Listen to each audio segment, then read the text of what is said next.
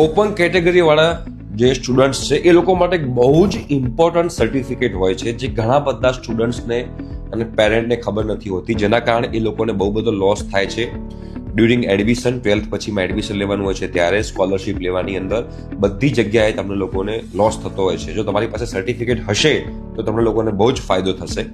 એ certificate છે EWS certificate, economically વીકન section કહેવાય છે. EWS કોને મળે છે? જે લોકો ઓપન કેટેગરીમાં છે અને ફેમિલી ઇન્કમ એન્યુઅલી 8 લાખથી ઓછી હોય તો તમે લોકોને EWS સર્ટિફિકેટ તમે લોકો કઢાઈ શકો છો. આ EWS સર્ટિફિકેટ જે છે એનો ફાયદો મળે છે તમને એઝ અ કેટેગરી. જેવી રીતે SC કેટેગરી છે, ST કેટેગરી છે, SCBC કેટેગરી છે, એવી રીતે એડમિશન વખતે EWS કેટેગરી પણ હોય છે. તમને કેટેગરી બેનિફિટ મળશે એની અંદર. બહુ મોટો ફાયદો થાય છે. તમારે બેટા સ્કોલરશિપ લેવાની હોય ત્યારે તમારો કાસ્ટ સર્ટિફિકેટ હશે, તમને બહુ જ કામમાં આવશે.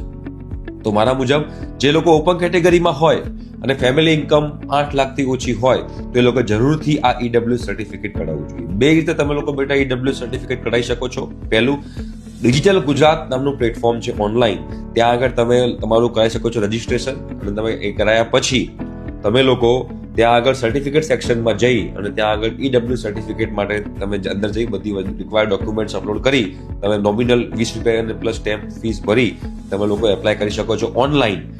અને પછી 15 થી 20 દિવસમાં સર્ટિફિકેટ તમારા ઘરે આવે છે. અને જો ઓનલાઈન તમને ના ફાવતું હોય તો તમે લોકો મામલતદાર ઓફિસનો કોન્ટેક્ટ કરી શકો છો અને મામલતદાર ઓફિસમાં જઈ તમે તમારું આ EWS સર્ટિફિકેટ છે કઢાઈ શકો છો, જે તમે લોકોને બહુ જ કામમાં આવતું હોય છે. આ સર્ટિફિકેટની વેલિડિટી 3 વર્ષની હોય છે, એ પણ તમે લોકો ધ્યાન રાખજો. ઠીક છે? Thank you so much.